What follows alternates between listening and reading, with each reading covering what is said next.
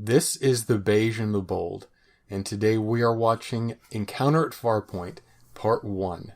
I'm Van Velding, and I have watched Star Trek The Next Generation ever since its original showing when I was wee high to a knee. And this is Derek, and I'm just starting the Star Trek Next Generation series. Your human adventure is just beginning. You ready? Yep.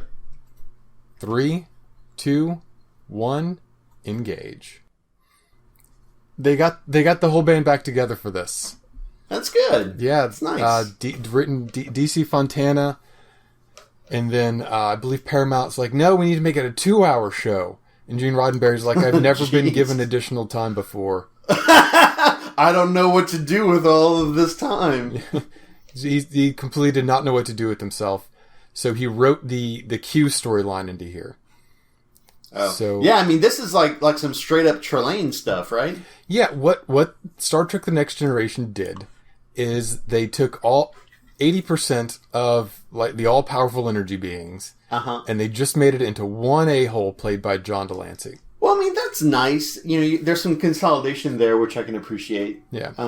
Because, in the original series, you almost kind of get this pantheon of energy beings that you're wondering, like, how... Like, we keep running into them. How does Starfleet not have some sort of energy being diplomat? Yeah. Like, I assume the logs are making it back to Starfleet. Kirk obsessively creates them. Yeah. An ambassador to the higher planes. Yeah, no, it's a cushy job. Yeah, no, that would probably be the cushiest of jobs. Like, basically, he says, hey, the humans were like this. Nah, you're too dumb. Okay, I guess we're too dumb. One of the issues is, how do you... Here, we're getting our first look at the Enterprise. You can see some people moving around in it. And this is a whole new thing. This is a whole new deal, right? Okay. Previously, you only had the Enterprise from the original series and the refit. A new deal in the sense... Oh, okay, a new deal in the sense of just the level of detail in a TV series as well as just the new look and feel. Well, you have to make this show. You don't have the internet. They aren't releasing production shots. So that is the first time people have seen this new ship. And what's the time gap between this and the fourth, the one with the whales? The one with the whales, yeah. Don't fight it. Yeah, I won't. it's a couple of months, I think. Maybe a year. Because the movies are only released a few years apart. It's going to feel a little longer. Look at this beautiful pan over. Because that's nice.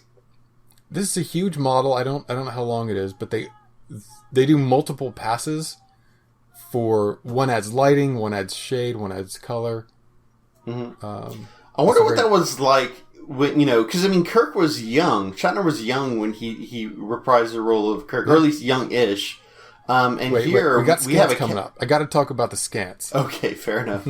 This lady's wearing a scant. In a minute, a gentleman wearing a scant. Oh, okay. Well, at least it's both of them. What? So, are you just kind of like, are you like a plebe if you're wearing a scant? No, it's a gender-neutral uniform. So. Counselor Troy here, she's going to wear a scant. And it's like, well, you can wear a scant or you can wear the pant. And you have yarn pants, you got Troy in the scant, and then but dudes can also wear it, so it's unisex. It's very I was pretty frustrated, because before this episode we watched that memory eraser episode that I forgot the name of because I'm not good at details. And so I was so excited to see all the women with pants. And then I see this, I'm like, what the hell? What the hell? Where did your pants go, woman? That's her option, though, right? That's one of the uniform options, and she's chosen. Well, at the very least, I like that it's unisex. You don't have just women walking around in really short, I guess, scants is the word we use. That is the word we use. It's a fun word.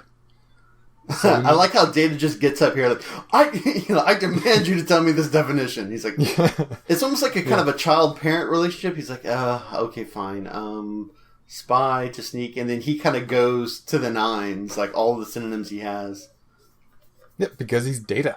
Yeah. Data doesn't understand things. And now, instantly, you get to see the ship, you get to see the captain, you get to physically see people, you get to see the engine room, and now we're in it. And Troy's like, whoa, super powerful. And the buttons and lights and stuff. special effects. The Powerful Mind was kind of meh. I don't know. Like, I don't know if it just feels too new agey or what bothers me about Deanna Troi, but I'm still bothered. Her part is underwritten. I guess so. Like, she's just kind of like there isn't any kind of details to the thing when she says, like, oh, danger, or oh, something's wrong, or oh, I feel this. Right. And she gives you about a half a second advantage over the computer. Which isn't much. Right. At first, I was like, I was wondering, like, okay, cool, so it registers as solid, we're just going to ram it? Is that what's happening? It takes him a long time to stop. Yeah. Which I guess this is just Roddenberry, like, I have all of this time. Like, sure, let's draw it out. It's, people have to say things to make you feel things and stuff. I do like the wave. The wave's a nice touch. Like, it could totally have just been a straight up thing, but the fact that it's undulating is nice. Yeah. It feels more like a real object. Like, it has energy. It's alive. Yeah. Meet Q. Aha. So, and it was kind of for me, anyway, it was kind of an interesting choice to come out of the gate with Energy Beam. You know, like, it seemed like all the stops were being pulled out. Yeah. Which you got to do for a pilot. Pilots, you don't pull anything back for a pilot, right? Yeah, I guess so. Yeah, because we had the pilot for the original series was, a dude just becoming a god, basically, right? The second pilot, yeah. It's crazy. The stakes were high. Tensions were high. And let me tell you, the addition of this Q plot makes this whole episode into a thesis. For the series. Okay, interesting. Oh, what I do like, look how young Worf looks. They all look young. It's ridiculous. Well, no, I think the correct descriptor of Patrick Stewart's age here is timeless. It is true. He is 46, 47 at the time of this. Okay. And he went bald early, so like he looked like this before when he did Dune, and he continued to look like this for a long time. Well, I mean, it happens. He still looks like this. Yeah, he still cuts an impressive figure, so it's fine. Yeah. No, dude keeps himself in shape. Yeah, what I think is kind of neat about how they use the Energy Beam is that, he shows up in this kind of conquistador garb, and then he kind of shifts through humans, like, through time. And so we get, like, a human that we're familiar with, and then we get a human that, like, is educating us on what has happened between our familiarity and, the time that we're seeing now. Yeah. Which I thought was a nice touch. Yeah. And he poops in the U.S. Marine Corps here. I mean, that's some hardcore... Picard's like, what? Pfft, nonsense. Marines. Patriotism. Yeah. I'm like, okay, it's a bold move. I thought it was interesting that, like, on TV, they're like, yeah, and you had an entire set of infantrymen that were regulated with drugs. Which, I mean, I guess you could have said, like, pill popping, because that totally happened in the 90s, late 80s. Everything was fixed with a pill. But, I mean, I took drugs to mean, like, methamphetamines, like combat drugs. Yeah, that's what it is. Yeah. So it's performance-enhancing drugs in the battlefield. Yeah. And then they go to this period in history, and they go to a past period of Earth, which is not the 20th century or before. Yeah, yeah. It's great. I also like that Picard calls his uniform a costume, implying, that their simple uniforms are somehow more dignified than a more complicated version. That is kind of interesting, yeah. So, here's the deal. Like, she's the security chief. What's Worf doing right now? He's the assistant in charge of miscellany. Assistant to the security chief? head of Cleons is what he is. Okay, he's in charge of all the Cleons. That, I believe that is the actual Baldric from Day of the Dove that Kane wore. Okay. And he's just recycling that. Nice. So his sash. Yeah. It's weird because, like, I remember the previous episode, Worf's, like, head... I'm sorry. Just watch John Delancey play through this bomb suit. No, he's doing good. He's doing real good. This guy, like in short order, has given us 3 personalities that definitely read. So yeah, he's great. They all of these shots were shot late in production simply because he was busy, but they wanted him. Yeah. So, well, no, I could see why. I mean, the dude's pro. See, look at that head. It seems like it's way too big. It's bigger than I thought. Does his prosthesis eventually change throughout the series? Yes. Okay. Yes. So, I was curious. I think I watched this a lot, so I'm not sure when Q actually starts making fun of it, but Q definitely makes fun of it. So, okay. Yeah. So it's they actually talk about the class of ship, which they never did in the original series. Yeah. He even mentioned like he was getting used to it, and he's like, "Hey, let's see what she can do." I kind of like that. Yeah, and because to them it's a new ship, and it is also a new ship to us, and it can do new things. Right. And so we're in the same boat. Absolutely, that's good stuff. And you get these. Yeah, good. You get these dire consequences pitched straight across the plate to you. Right, and we have our Vulcan proxy, which is an android, which it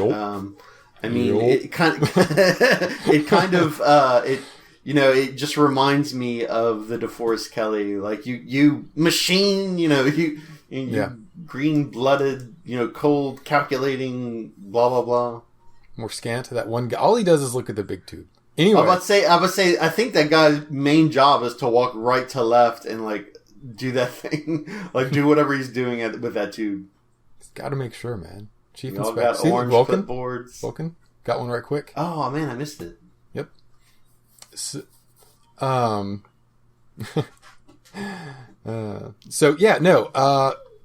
so it's new to them. It's new to us. There was another point I was going to make, but it's gone now. It's gone forever. Oh, so, Gene Roddenberry wanted no conflict in the crew. So what do you mean? He didn't want the crew to fight with each other. So in terms of having bones give Data static, that doesn't happen here. Oh, okay. It doesn't happen now. Well, okay. Well, I like that. Don't get me wrong. It's okay for animosity, but Bones' animosity was pretty racist. Like it was bordering on racist because it was always the same thing to the same dude. Yeah. And then, there's an emotional element to Spock, which doesn't exist for Data. Yeah. So, yeah, that's true. It's like, you thought Spock was cold and calculating. Here's a straight-up computer. Yeah. The twist, of course, is that Data wants to be more human and understand human. Oh, really? I thought he was just, I was made to do a thing, and here I am doing that thing. Oh, Derek, you thought a character in Star Trek The Next Generation was different and satisfied with being different? Oh, Data, we accept them, but they all want to be normal. Okay. Yeah, I guess maybe 90s, maybe the decade of the 90s, late 80s and 90s had like this just angst thing going. Yeah, this is in 1987. Yeah. It is worth noting they have 2 females already. One is in a caring, nurturing, and literally empathic role, and the other one is a security chief of security. Officer. Yeah, like she gets some pretty I loved it when they were in like the courtroom, and she just like takes that dude down. I'm like, yes, it's good. It's a good switch. I mean, they had a few tough crew members in the original series, but of course, Yar does it full time because Gene Roddenberry watched Aliens. And well, thank God for that, at the very least. Yeah. I mean, geez. Yeah, I don't think the dude could be convinced that women could do anything unless he watched Aliens, I guess. Well, no, they had, obviously Sigourney Weaver, but the other one, I forget her name, actually. The tough Hispanic female from Aliens. Oh, yeah, Diaz. Diaz, thank you. He was really impressed with her. And so he wanted a character like her. And you kind of see that in this series, where the series breaks stereotypes. I like this. He's like, no, I will die with you, Captain. He's like, no, you are an officer. An officer does not have a race. But everybody gets this little belay your cultural bellyaching, Worf. Okay, so you're probably not going to see this elevator get used again. Oh yeah, I guess that elevator is where the ball pit used to be. That elevator is. You're going to get to use them. This one you're not going to see a lot of. Oh, I see what you mean. It's technically a turbo lift. I know, nerds. See, it says emergency turbo. Yeah. It allegedly goes straight to the battle bridge. Okay. That was kind of interesting that there was a battle bridge. And then also that it's neat. Look at that. Yeah, look at that scan. And I think we have a Vulcan. I thought we were going to get a shot of a Vulcan. I think we did. That was the first Vulcan I saw. It's like a mom and a kid Vulcan pair. So who's this dude? Like this Chet Manley looking dude with the curly top. He's just random crew member. There they are. 26 Alpha. There's the family. I knew we were going to see them. His name's Balm Cruelly or Ralm Unpleasant. I forget. It's something. I don't know. We're never going to see him again. This random. I feel like I've seen him before. Was he in like RoboCop as a bad guy or something? Like he looks familiar. I don't know. I'm sure he was a guest star in something one time that you saw. Yeah. But forget about him. Forget him. Yeah. Okay. That's good. It's what are we pooping out here? Are these like photon torpedoes or? Yeah. There's a photon torpedoes. You actually get to see a move, which you really didn't get to see in the original series. Yeah, and it doesn't look like we're shooting at anything. We're just kind of like cover fire, I guess. Yeah, that's the deal. They're going to use cover fire to distract from the saucer separation, so that when the rubble clears, Q's going to be like, "What? Tev's big? What happened? What happened?" Well, so I mean, this is kind of cool. Beings don't have object permanence. So at first, you have. So at first you have you just this design that just is there. You just accept it. But here now you have like a functional reason, for the design. Like, hey, all the weapons on the bottom, all the spaces on the top. Yeah, it mechamorphs. It's got protoculture. I like that. I like the mechamorph. So this is expensive. I think every time they do it after this, they just use stock footage. Okay. Because it's so expensive. Oh, so they do it more than once. I thought I was afraid that this was going to be like, no, one and done. Like, we'll never do this again. Cost factors mean that they do it rarely. How is this costly? Is it just because it takes so long? I haven't researched it. I should have. But I don't know if this is 2 models or if it's 1 model and some of it's matted, or if it's 1 model and it actually comes apart, which would be very, very costly. But I don't know, as costly on the front end as 2 different models, it seems like if you got that done already, like if it's a model that could come apart, then you already got it. So then it shouldn't be expensive. Well, then you have to have a moving model, and you have to film a moving model. And then, as I said, you mat different layers onto this, right? Oh, okay. So you've got to have those different layers concurrently. I don't know if I'm using the word mat correctly there, but basically you've got an unlit model. I don't believe this one has the electronics of the original Enterprise. Yeah. And so what's funny is, like, if he planned on, like, surrendering, like, I feel like you don't need the empath there. like he's like, okay, well, guys, I can, like, run this solo. Data is going to be with me because he's a machine. He's a soulless machine. And Chet Manley because I don't like him. Everyone else get onto the saucer. I like this. I like this little interchange right here. It's like, he's like, what, you're suggesting us to get into a fight with something we don't understand and that's obviously superpowered? And she's like, oh, no, I spoke before I thought. And I was like, oh, look at this. Yeah. He's getting you to get your military bearing in order. I like that. Yeah. This relationship is a good one. So she stays. Oh, good. Oh, yeah, no, she... well, I mean, she does not go away with the pilot. I forgot, like, half of the crew of the original series... vanished after the pilot. So that and like she wasn't the security officer in the episode we watched before, so I thought that this, like, she just goes away after the pilot. And like Worf, like maybe she died. I mean, this is part 1 and she could die in the pilot for all I know. You don't know.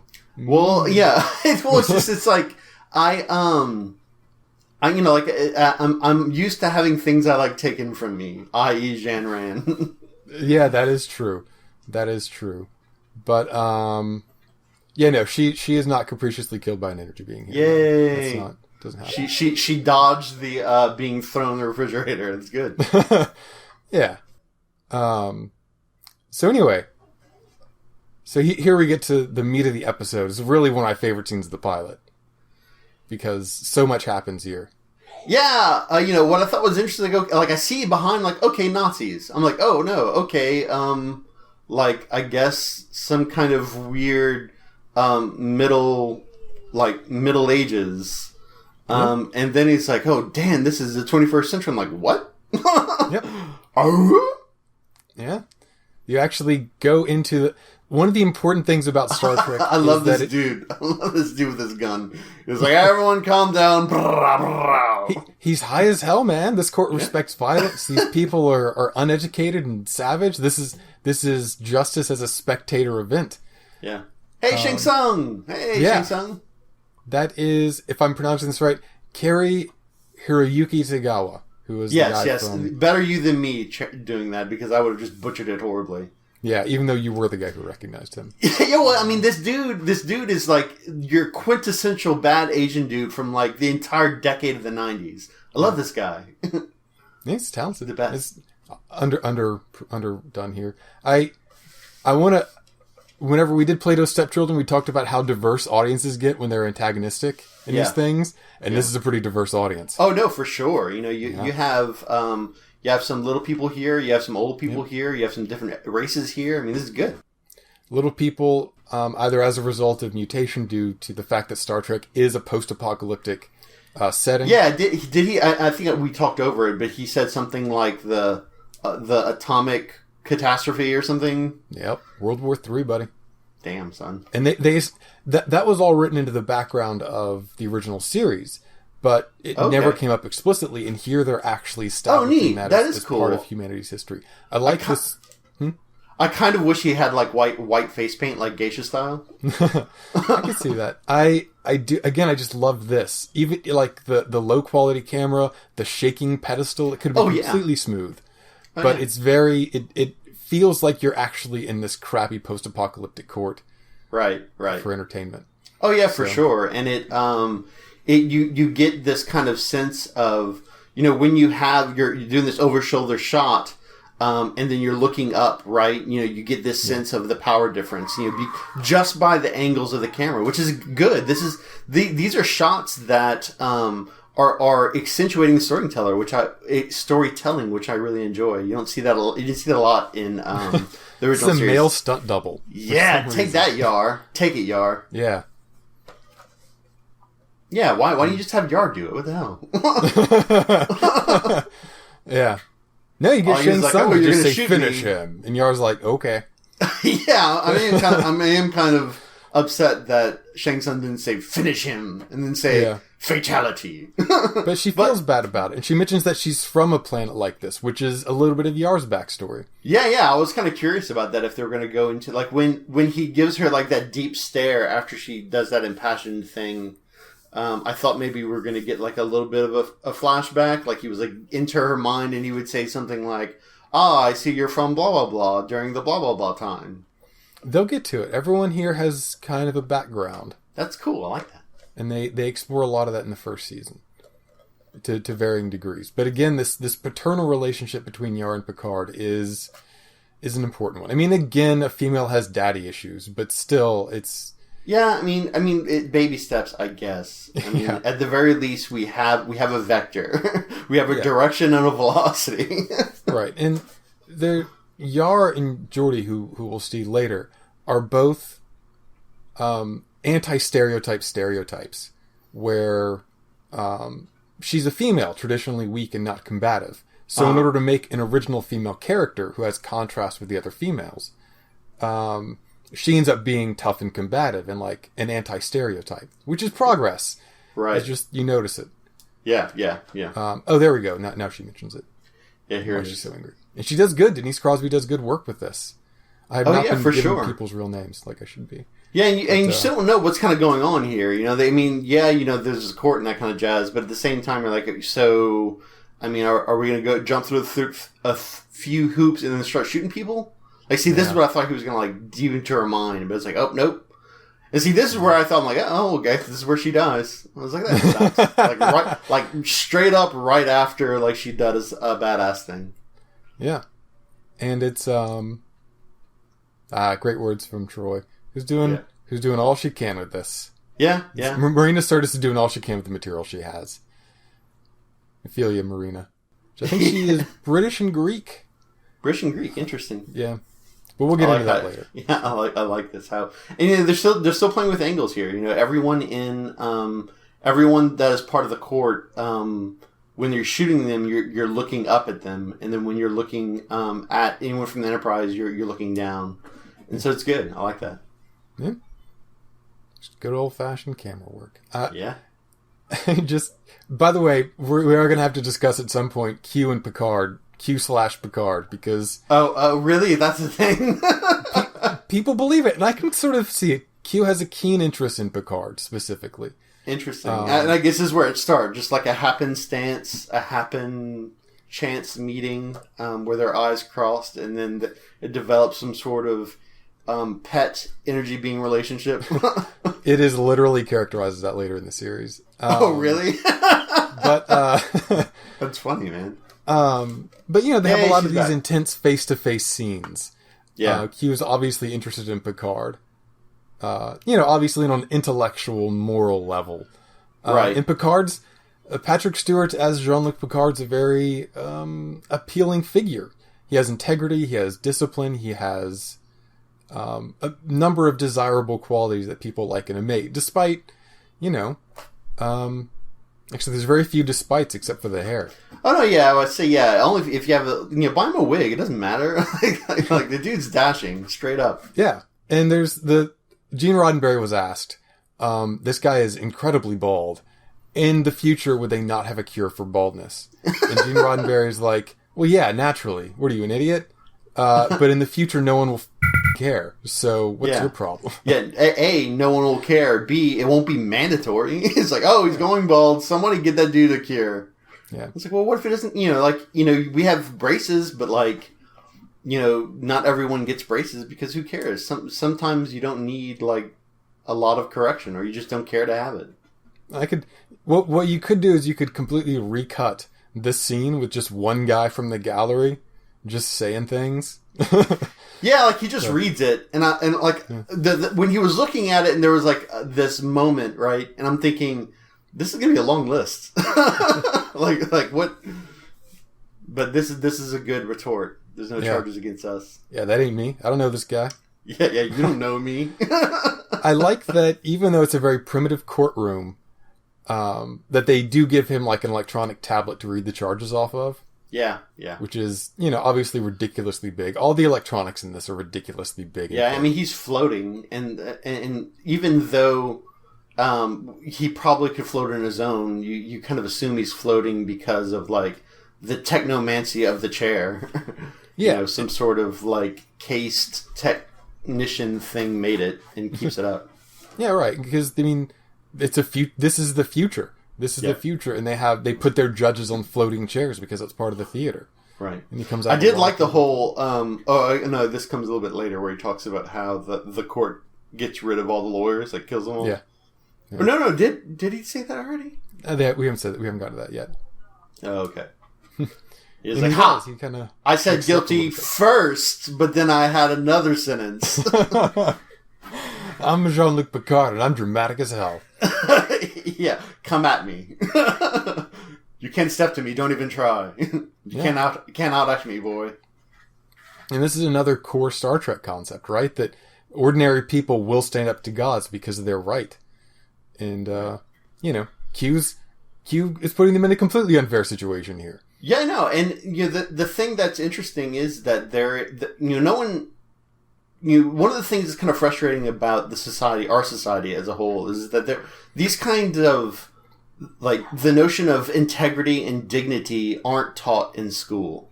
It's just hey, reading, writing, arithmetic, that kind of stuff, and we assume you kind of just learn all of the soft skills as you get older. But there are some things that unless you're told about, you can totally not be aware of. You can't be aware of human dignity if all you do is get raised in a system that dehumanizes you. Yeah. And so this notion that it's so intrinsic to all of them. I love it. Yeah. They believe in things in principle, and it is, growing up watching this, it's shocking that the world doesn't work this way. Sure. It's reasonable and kind of obvious.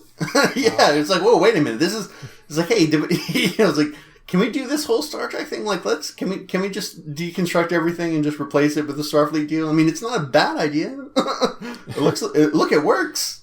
7 years. But you have people like Q who are faced with their own words and or tweets, which completely counter the thing they just said, and they'll say irrelevant. Absolutely irrelevant.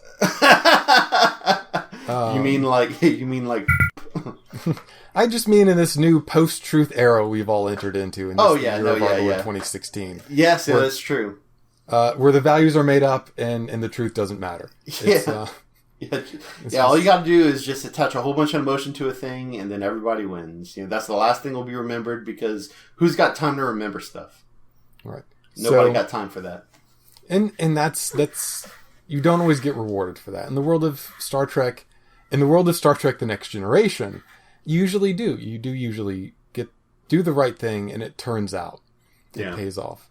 Yeah, and that's the thing. I remember, I was at work, and there was like just this weird team building thing where they were talking about what is a value you hold that you're willing to die for. I'm like, I want to see someone in this building that's willing to die for any belief that they have, because I have a hard time believing that anyone has a belief such as that. It is rare. But these guys do. These guys do believe in things, and that's why we like them. Yeah. And like there was foreshadowing. He's like, hey, listen, I was just going to ace you guys, but you wanted to be tested, and you're going to kind of wish that I probably killed you off sooner. Yeah, the deal is Q's omnipotent, so I don't know what portion of this is theater. Like, he's allegedly... he's obviously omnipotent. He is also apparently omniscient as well. Oh, okay. I was about to ask about that. Okay. Yeah. If he's omniscient, he's doing the John Osterman thing. Dr. Manhattan. Oh, okay. And this is all just, whatever. Yeah, like but he I like can look through time, but he has to connect the dots. Yeah, he doesn't know. Yeah, he doesn't know. It's great. I mean, they're just humans with makeup, whatever. But like, here's our first real look at the mystery, and our first real look at Jonathan Frakes as Will Riker. Babyface Riker. You know. Oh, do I know? Oh, he just looked young. Like I did. Is that a thing? He's called. Yeah, he's called Babyface Riker. Because he doesn't have the beard. He doesn't get the beard until later. I do know he gets a beard later. I mean, he looks... I mean, they all look young, but he just looks... Yeah. He's an attractive person that looks young. Mm-hmm. And when you think about, like, how distinguished Patrick Stewart looks, just babyface comparison, it just invites the babyface comparison. Yeah. He's especially considering he's the first officer. But... Yeah. He and we talk about how they split up the Kirk character. Picard gets a lot of the integrity and the gravitas, probably more gravitas than Kirk had, where he gets sort of the romancing angles and sort of the alpha male elements of Kirk that are separated. He's also got a butt chin. He does have a chin butt. I mean, it happens. And we get a little... So yeah, no, you haven't seen the end of this. And it's almost impossible to tell so far. Like, you haven't gotten the clues, because they barely get into it here in the first half. Yeah, it's true. Like I assume... Like, what I'm assuming here is that he has, like, a... Like they've somehow enslaved, like, one of Q's bros. And Q is, like, totally assuming that humans are just going to keep doing that because they're jerks. But then Picard's going to, like, nah, I'll find this out and, like, free him. And then Q's going to be like, someone with integrity, I'll keep my eye on you, kind of thing. Yeah. So that's not a bad guess. Look. Speaking of baby faces, look at Will Wheaton right here. Look at Will Wheaton. He is. I want to say he's 15 or 16 at this point, and he's doing okay. Like, he's people go in on Will Wheaton and Wesley in particular, but Will Wheaton does okay with this stuff, considering the fact that he's a kid. Yeah. I mean, like, the other thing too is, like, I don't think that kids get great lines because it's just expected that a kid's not going to be able to deliver good lines because they just don't have enough miles in their life. He doesn't have the worst lines in this. Gates McFadden as Dr. Crusher. Well, I don't know. Like, I mean, a 15-year-old that says, "Oh, don't worry about mom. She just doesn't like strange men." Like, it's so obviously, "Please marry my mom. I'm lonely. I need a father figure." And it's like, really, a 15-year-old? Don't give me that crap. Like, a 15-year-old is more likely to just say, "Mom, lay off. Quit flirting with this dude," or just to like be more contesting or conflict oriented than just acquiescent. Gene Roddenberry himself was sort of a wunderkind. In the sense? He was good at public school, which... Okay. Don't tell Gene Roddenberry that's not really, like... That's not, like, nobody really cares how good you are in public school. Like, I mean, you're doing really good, but the bar is actually embarrassingly low. Yeah. As someone who did really good in public school... That's actually a low bar in retrospect. Yeah, but, well, what was it? It's funny, like, when someone posted something on the internet and they were talking about how, like... What a creepy smile. Yeah, that is a creepy smile, for sure. And they talk about how, like, your teachers always said, like, "Hey, look at this. Like, Riker's kind of like a jerk, right?" Like, it's like, "Oh, is this an official report?" Like, dude, we're just chilling, man. Chill out. Yeah. We're not even on the ship yet. Did you report to the doctor? Yeah. Come on. But anyway, this notion that like your college professors aren't going to take it easy on you, and I'm preparing you for all that kind of stuff, and then you show up and the college professor's like, "All right, here's the syllabus," and then later, and then just leaves.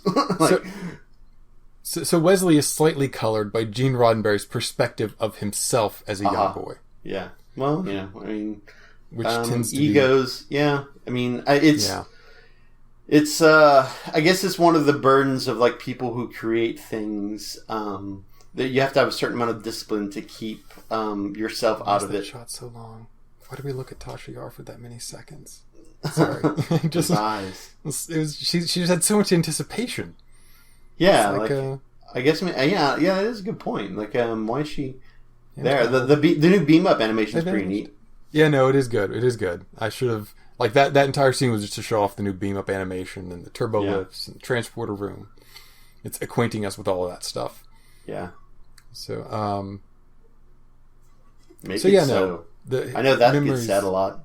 What?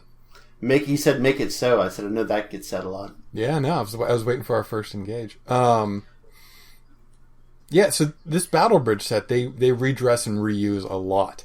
Okay. Like, I think 60... This is kind of interesting. Like, he doesn't say welcome aboard. I guess she was expecting him to, like... is there, like, a welcome aboard thing? Like, you don't get to actually do a thing until you're welcomed? Or, like, a vampire protocol? in ships without transporters, you have a gangplank, right? A walkway. And then you formally request permission to come on board. Because you control the people who do and don't come on board. Yeah. And the deal is that, there's a formal procedure, and people will often, in the transport room, ask for permission to come on board. Yeah. It's not super formal. It just happens as the scene kind of demands a certain tempo. Yeah. So, the whole reporting for duty eye, like a call and response. And that's what Riker's doing. He's doing this, come to attention, here I am. Kind of like he had Geordi do. And maybe those two little bits were meant to mirror each other, and one was going to inform us of the other one. So, like, Riker expected what he did to Geordi, but then maybe Picard doesn't do that. So it's like, this Picard guy kind of does a thing. Maybe he's not as formal, or maybe he's equally as formal, or maybe he's different. I don't know. I learned nothing from any of this. Yeah, that's fair. I mean, wait, say that again? Did you learn anything? No, not really. It seemed more confusing than anything. Like, I can make suppositions, but nothing concrete. The only thing I thought of was that he's preoccupied with, like, the test at hand, and he's trying to see what his first officer is going to be about. So he's playing it kind of cold and distant and giving him some things to do to see how that works. Yep.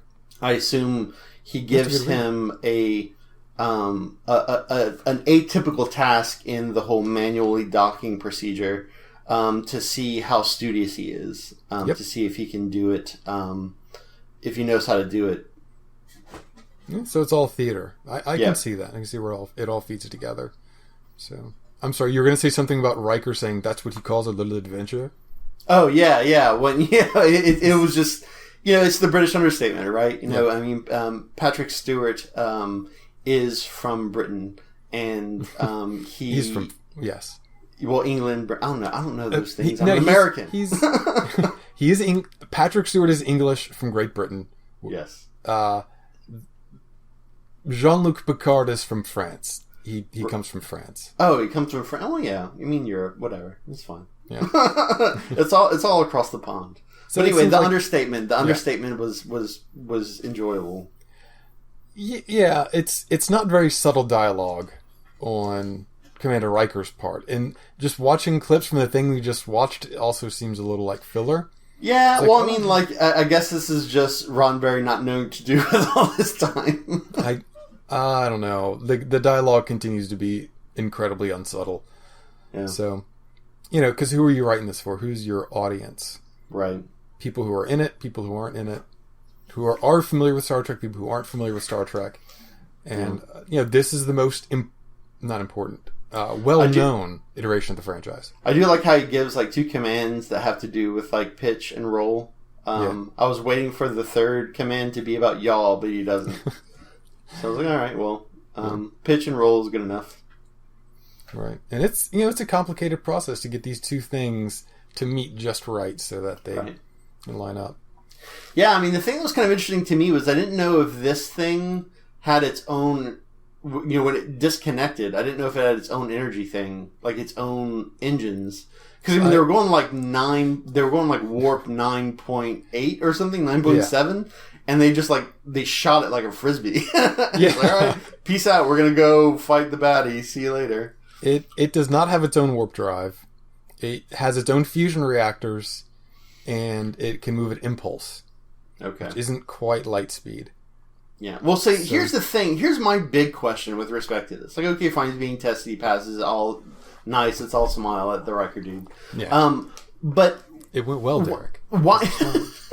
What is the point of having the saucer come back? We're still in danger here. Why do we have... okay, fine, we have the ship in order, okay, but you brought a whole bunch of women and children back into the danger zone. Why did you do that?